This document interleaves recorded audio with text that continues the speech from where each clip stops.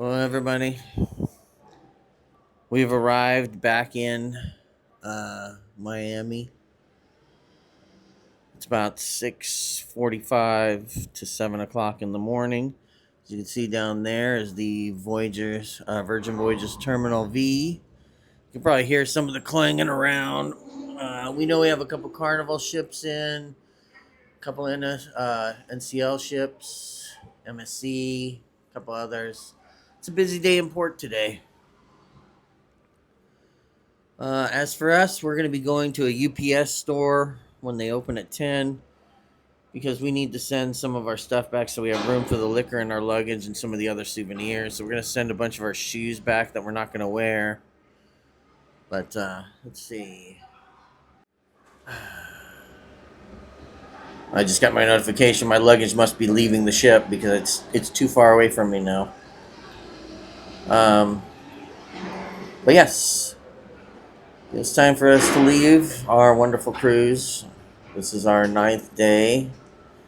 You don't stay on the ship very long the last day. Although Virgin does let you leave later than most. Like a lot of cruise terminals, they're like, get the hell out of here by like 8 o'clock. Here we have until 10:30. So we're going to get a quick brunch. We're going to eat with some friends. And I think it's raining? No, maybe that's just choppy water. Hold on a second. I'm trying to figure out. Anyways, as I sit in the hammock a little bit because it got a little too hectic when I laid back down. It's just getting really noisy out here. I'm hoping you guys hear all this, but yeah, our cruise has come to an end. I have some photos of the horizon over there where the sun should be coming up and some of the ships that are in today. So we'll see what happens. But yeah, our goal for today, I probably won't be doing much filming of this. We'll probably do like a check-in at the airport. And that's about it. I'm not going to do them when we get home. It's going to be like almost midnight. And I'm not going to feel like recording. I'm just going to crash.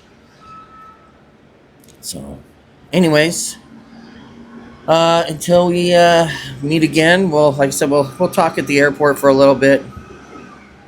And maybe summarize our thoughts since we're going to have a couple hours to sit at the airport. And talk about our cruise, what we did and didn't like. And you can hear, like, they're unloading all the luggage right now. So, yeah, it's really noisy. I mean, this thing turns around and there's another cruise today.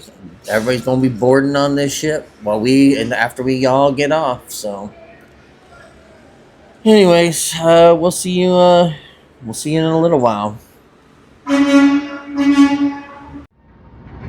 It's a busy day in port today as we're disembarking. We got Scarlet Lady, Carnival Celebration, Carnival Magic, NCL Aqua, NCL Seascape? No, there's MSC Seascape, and there was another NCL too. I think it might be Wake, something like that. But, and then there's also, I believe, Symphony of the Seas, you said. So, it's a busy day. We got a nice sunrise here, clear day. But yeah. Well, Richard, we enjoyed your boat. I'm glad you're kicking us out now. It makes us sad. We did eat your breakfast. It was a little late today, though. But otherwise, we've enjoyed it. It seems like it was sitting around for a while. Right. Safe journey. Safe journey. All right. Nice to see you. Yeah, safe journey. Yeah, we'll probably see you. Okay, well, we had to switch to the iPhone because I'm not getting my camera stuff out for this. But we are at MIA, Miami International Airport. Yep. We're at the airport. We just ate. And we got here very early. I'm not even magneting this thing up. I'm just freeling, wheeling, dealing at this point. I got my little adapter on it, so. But yeah, we got here early, and we thought we knew we weren't going to walk around with 4 suitcases for like 2-3 hours before we checked into the airport. So the way we figured was we just get here, get early, get through the check-in process. I will say that The lady here was really nice. The lady Which checked our lady? bags. Our bag was like probably 7 pounds overweight, Yeah. and she did She not didn't charge say us. anything. She just said, "No, go ahead. Here you go. That's fine. That's fine." I was like, "Oh, thank God."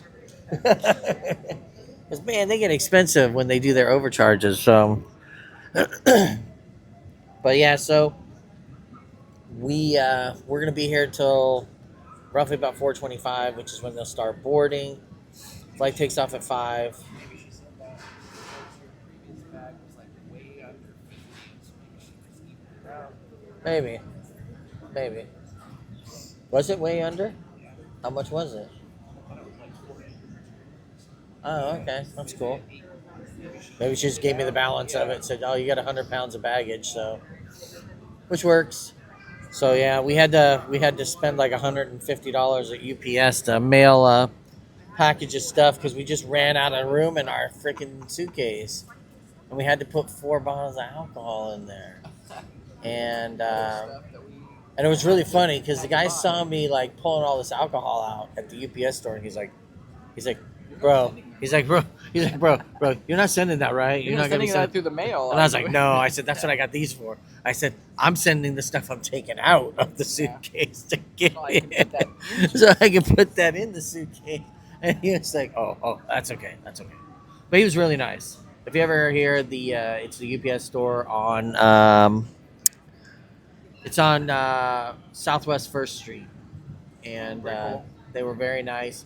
They taped up our bag, put in extra padding for it, like all the stuff that he could have charged me for. Like he could have had me just buy a roll of tape. He was like, "Nah, I got you. I'll tape it up for you. Don't worry about it." So like that was really nice. I mean, he sold us the box, but I get it. You got to sell us the box. But yeah, overall, pretty smooth experience. Although I'm gonna say it's really kind of shitty. Like two things. So at MIA, our gate is right in front of security checkpoint 3, but they don't have a pre-check or pre-check line there. You have to walk all the way over to Terminal E, essentially, and go through security checkpoint 5. Then you go through there, and then you walk all the way back to the D Where gates. you were. And basically, when you connect with this terminal, if you look to your right, it's like, oh yeah, security checkpoint 3. It's like right down there. So that kind of sucked. The other thing that's weird, and it may not just be related to this airport, because I was trying to think about it, and I was like, oh, maybe it's other airports too, because I don't remember seeing like a Bojangles in the Raleigh Durham airport. But like, I wanted to get like like we're here for a while, so we're like, hey, we're gonna get some food, Some and local I was food like, to oh, this maybe area. I was like, There's nothing. I should, and I don't want to say local cuisine because I'm not looking for Cuban or anything like that, or South Miami cuisine. I was looking for this like a fast food place that's like Local native to this the area. You know, like I said, when we went to uh, Raleigh Durham, you know, you go to like Bojangles or the Cookout or something like that, right? Zaxby's Or Zaxby's too is another chicken place that's out there, right? But like, I thought maybe we'd find one of those fast food places in the airport here, and it's like, no, we don't have that. But I should also relate a really funny story while I'm here. So as I was walking to get our food, they had this announcement, and they were calling this party of 8 and another party of 2 or 3. And they're like, oh, yeah, you know, your flight. And I forget where their flight was going. It wasn't the Punta Cana one. I just happened to see that gate while I was walking around. But their flight, I forget which one it was. They were like, you know, this is your last boarding call. We're looking for you guys. We're taking your luggage off the plane right now. And I was like, as we make this announcement, I was like, oh, damn. Even if they make that plane, their bags are coming later. Yeah, they're gonna be. They're going to have to come back to the airport to get their fucking bags. That sucks. So, yeah, they ain't playing around here at the MIA airport. It's like, if you're running behind, they're just going to shuck your shit off the plane and be like, nah, dog, you're out. We'll ship you your stuff sometime later. maybe you'll get it. I don't know. But Hopefully, we don't ship it to they another have destination. shipped they have changed our gate multiple times. So we started at D44. That was D40. Then at one point, my pass said D47 for like a hot second, and then went back to D40. So I'm not sure what's happening. I'm not even confident that we will still be at D40. I don't know if that means that our plane is changing, because that happened to us last time. Remember, they didn't change our gate, but like, remember, all of a sudden, like, wait, we're in 10B now. What the fuck happened? Why are we in different seats? So, if you click on, oh no, go back, or I guess you could do that. I was gonna see if it would tell you what airplane was on there. Oh yeah, go ahead and add it. So it is a 737. I guess you can add all. 737, 800. Yeah.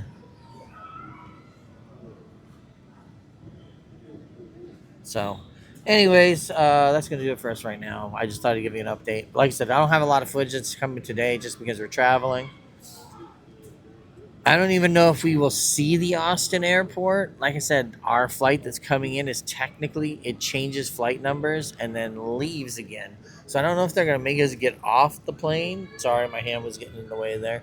I don't know if they're going to make us get off the plane and then get back on. But it's kind of a weird thing.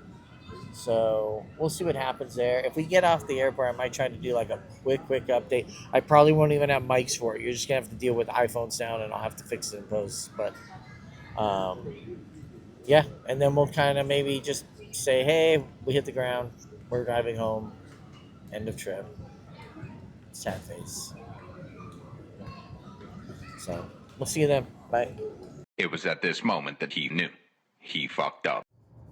Hey everybody, Joe Haygood here, aka This is Jay, and we're you probably noticed that, this is part of my vacation video series, my Scarlet Lady series, but I'm obviously not on the Scarlet Lady. But I wanted to kind of do a wrap up because we really didn't get to do kind of a final travel day because, like, we recorded a little bit at the airport, but I really didn't record much because our entire day once we got off the ship became a nightmare clusterfuck of events.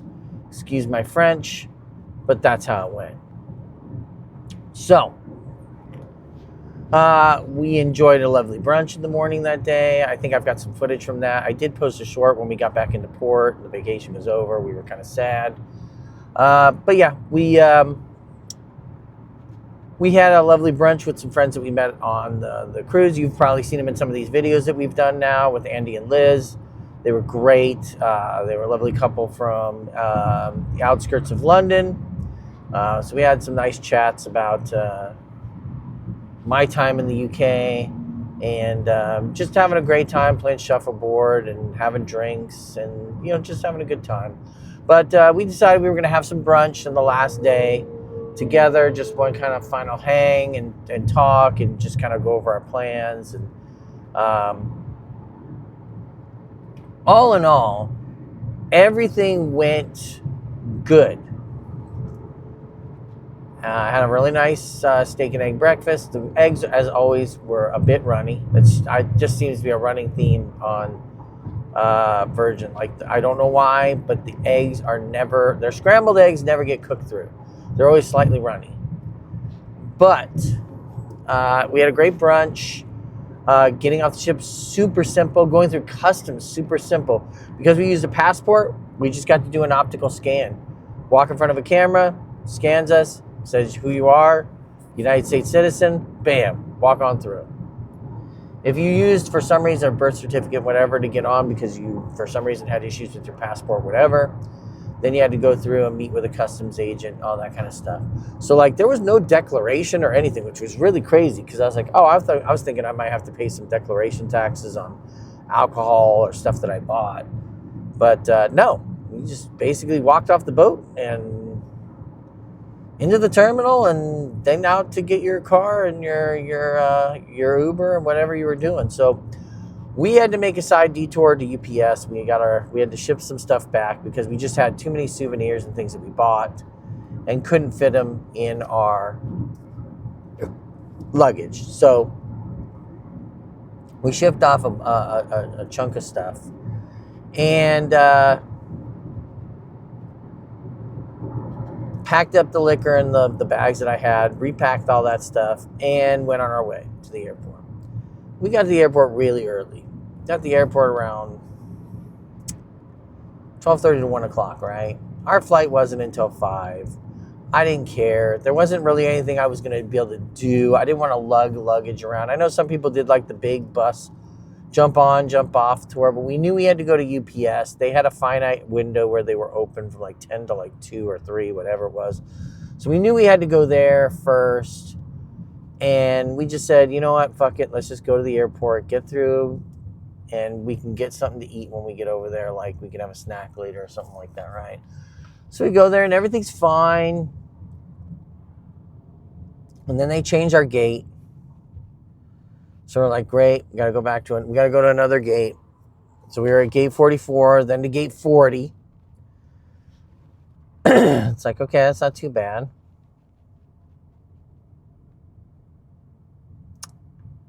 And we sat there for a while doing our thing, just waiting. And then we noticed that they were like, hey, there's going to be some delays getting on your plane. The mechanics are doing some stuff, and, we're going to have to delay the plane. Now, after 40 minutes, the flight crew is still sitting outside the plane. Like, they're just waiting to get in. So the fact they haven't been able to get on makes me think, crap. This can't be a good thing. But, you try to be patient. Okay, we get to 5 o'clock. We haven't even boarded on the plane yet, right? We get to 5:30, still haven't boarded on the plane. Get to about 5:45, and they're like, yeah, this plane's not going to be in service. We're going to have to put you on a different plane. So we have to get another plane. Okay, is it coming to this gate or another gate? Oh, yeah, it's going to come to this gate. They'll move this plane. They'll bring another plane in. Cool. Then all of a sudden, nope, your gate's been changed. You're at 47 now. Great. Go to gate 47. Get in line again. Oh, we got a delay. Oh, we got to wait. Well, no, first we had to wait for the plane to show up. Then there's a delay. Another delay, getting baggage swapped around and whatnot, right? And then we finally get on the plane.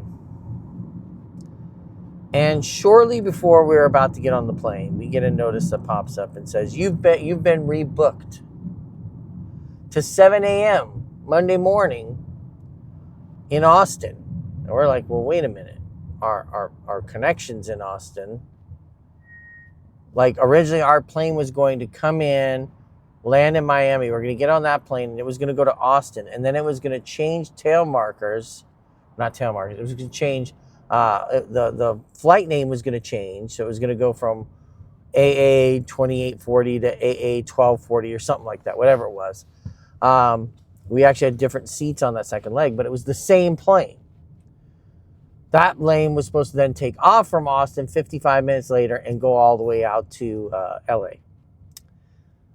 But because the plane that was supposed to make that haul broke down and we had to switch to a new plane, that plane's flight crew had already flown. They were going to be flying their max flight hours when they came into Austin. So they could not continue the leg to LA legally, and which is fine. You know what? I don't want pilots trying to fly beyond their means, because that's when mistakes happen, right?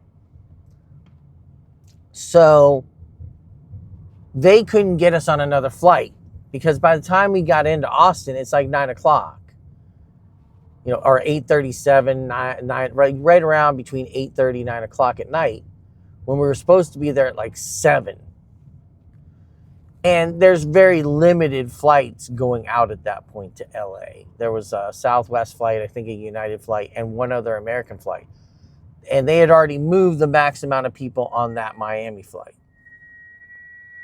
So basically it meant we got shafted and had to wait till the next day to get on another plane going to LA.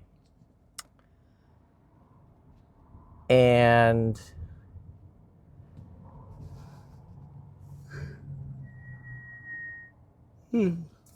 And essentially, it basically became that we had to get a hotel. I had to call. Now, number one, I asked, hey, where's customer service? I asked our gate lady when we got off the thing at gate 30, where's customer service? She said, you got to go to gate 28 for customer service. I go to gate 28, talk to the lady. She's like, there ain't no customer service here. I'm like, well, they just told me at gate 30, this is where customer service is. Oh, we don't do customer service. You don't need to talk to me. We don't do any of that here. You got to go over and do this somewhere else. So it's like, well, that's kind of a real shitty attitude. I mean, that's fine. If you're going to tell me I got to make a phone call, then tell me I got to make a phone call. But don't be a shit about it.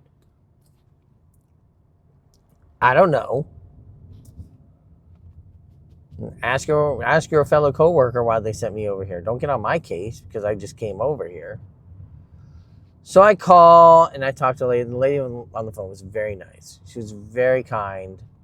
She did get us our hotel voucher, which we used. She did give us meal vouchers, which I'm going to say something American. I understand it can be expensive when you have to make these, especially when it's on your cause that we were delayed into another day, right? But to try to tell me that my meal voucher for $12 per person is enough to buy a meal in the airport is kind of ridiculous.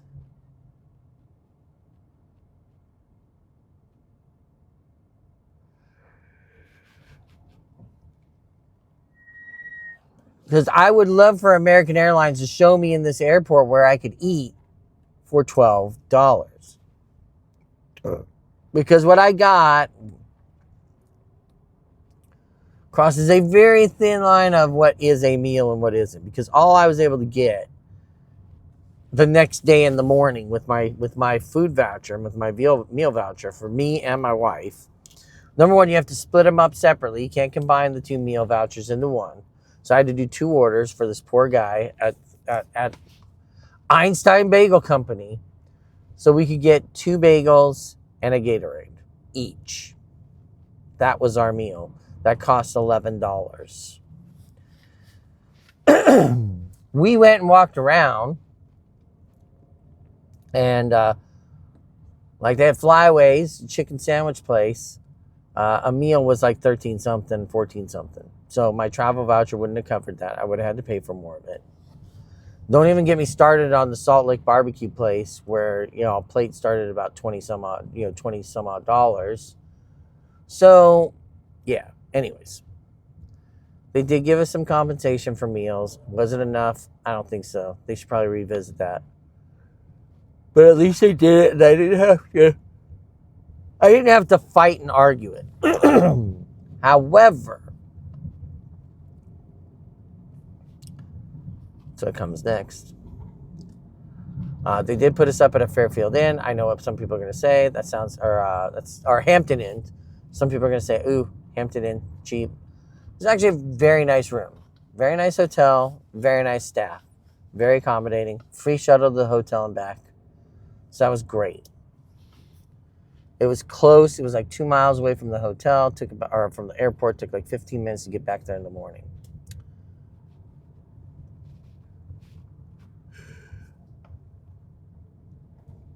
Okay.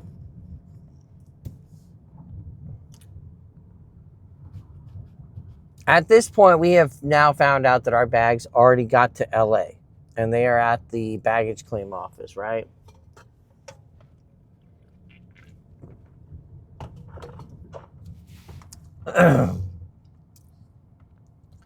We also found out that originally we had seats at 22, B and C, I believe, which was a middle and an aisle seat.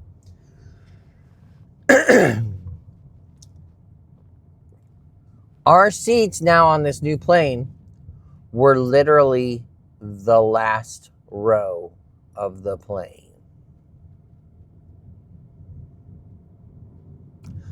We were in row 33.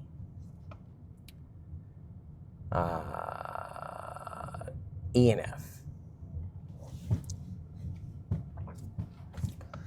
basically window seat and middle seat. Now, the cool thing was we ended up having nobody sitting on the outside, so we actually were able, we had a row to ourselves, which was nice. I did appreciate that.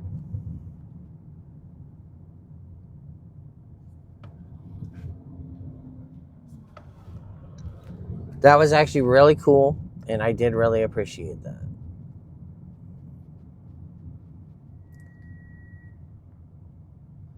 But man, I'm going to tell you.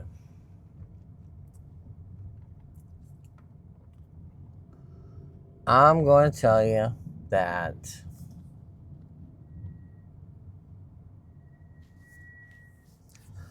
I did not like being in the last row of the plane. Being right by the bathroom sucks. Not because of it stinking. It really didn't have a stink to it. It's just you have a ton of foot traffic coming back and forth constantly. So, so that wasn't the greatest situation, but at least we were on a flight. At least we were going to get to LA, right? And we did. Plane took off. Plane got us all the way to LA. We got landed. We were ahead of schedule. We landed about 20 minutes earlier than we were supposed to. And you're thinking, that's great. Until the gate we were supposed to go to was not open. And our plane taxied around the runway, or taxied around the infield, or the waiting area, 3 times before we were finally able to pull in front of our gate. So we ended up getting to our gate after the time we were supposed to get to our gate originally. Even though we landed early, we had to drive around for 30 minutes waiting for a gate to open up.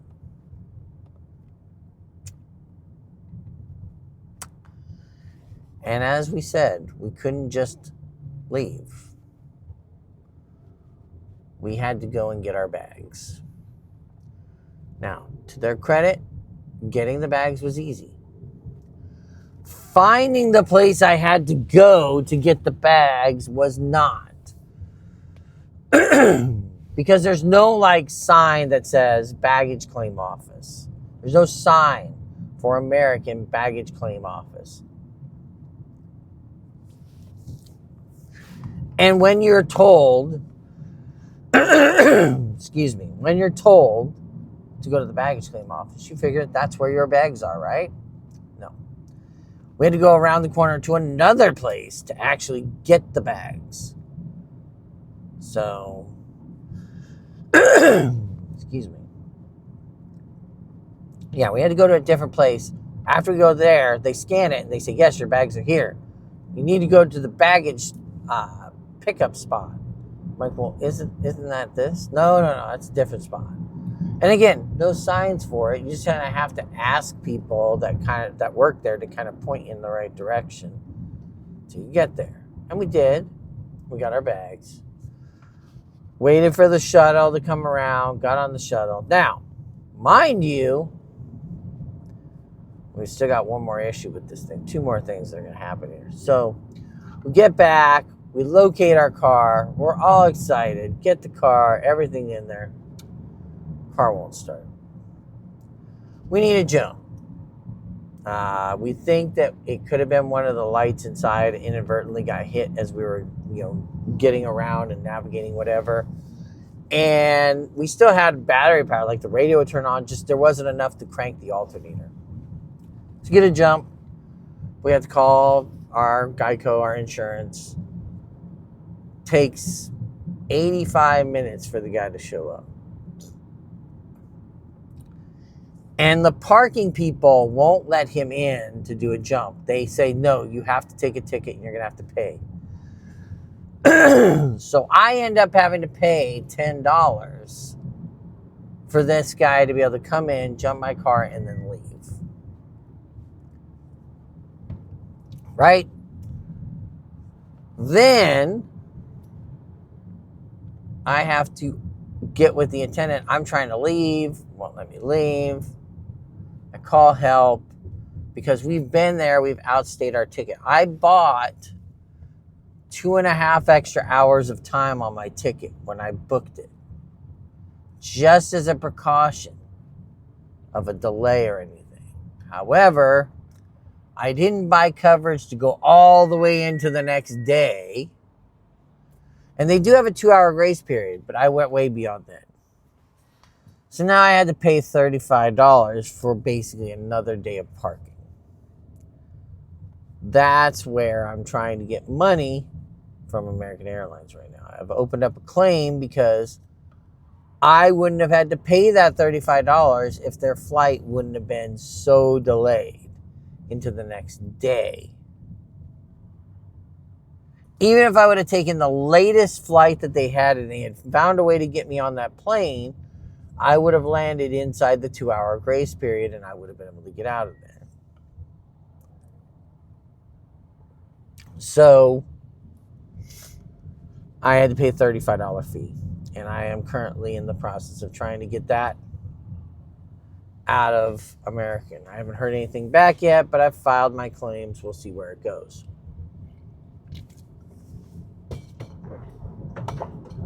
I included all my flight information, the gate changes, the cancellation of the flight, the rebooking of a flight by American. I didn't do any of that.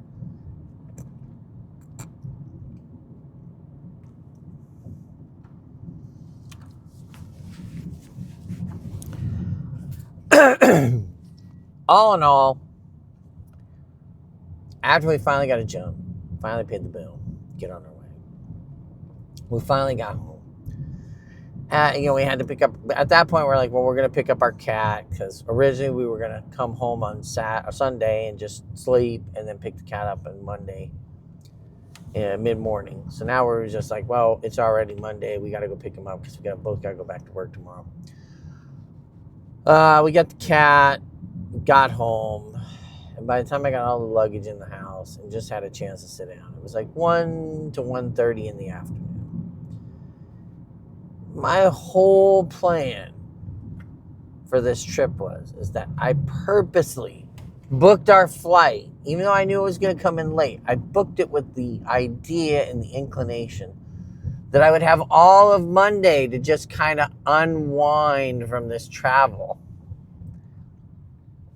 And instead, I was just a tense bundle of nerves that had gotten jammed up at the, I was just jammed up there, and I was not happy about that entire process. It was very trying and frustrating for it to happen the way it did. But like I said, American did go out of their way. They got us our stuff. Our luggage did show up when it was supposed to. That was my biggest concern. My luggage was going to be like left in Miami or left in Austin, and I was going to be trying to figure out how to frick to get it. But everything came back. Everything got here. Everything was good. And everything happened the way it was supposed to, right? We got home. Everything was safe. But it was just a very trying trip. I've never had a flight issue like that complicated before. I've had gate changes. I've had like half-hour delays and whatever. I've never had something where they're like, nah, you're not flying home till tomorrow, bro. I've never had that happen. That was just really kind of insane. So at first we were confused. We thought it was our Miami flight. We're like, wait a minute, you mean we're stuck in fucking Miami until Monday morning? Because that would have sucked. So,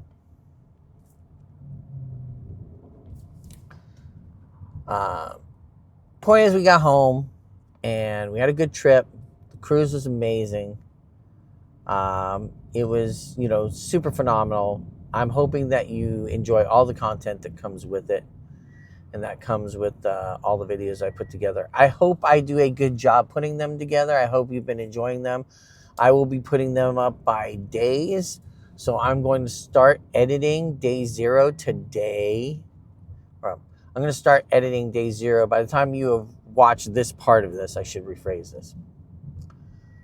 I hopefully at this point you have watched these videos and you have enjoyed them. And the editing process takes a bit of time, but as you've seen with each of these videos that have come out, I hope you've enjoyed them. I hope they've been informational. I hope I've been able to give you a little insight to a first-time cruiser's look at how all this stuff comes together, how we how a first-time cruiser handles cruising, and just overall Virgin Voyages is a brand, and how it really surprised me. Like, I wasn't sure. I was very concerned with being bored, and it seemed like at the end, before you knew it, each day was over, and you were just like, oh man. And you do end up doing a lot of stuff. Like, you don't think that you do, but like, we packed in a ton of stuff that we did every day. You know, on our sea days, we were always busy doing trivia and all kinds of stuff like that, or playing shuffleboard, or playing in the arcade, brushing up on my Mortal Kombat skills, and being like, oh God, muscle memory's coming back now. Starting to take fools down left and right. It's great. All in all, just a fantastic experience. I am very curious to compare it against going on a Carnival cruise and how that's going to be. Like I said, my goal, and I apologize that this one's coming the way it is. I'm obviously already back home. I'm obviously driving home from work. This isn't the day of, or day 9 or 10 or whatever you want to call it, of our cruise, the travel home, because our travel home was a nightmare, and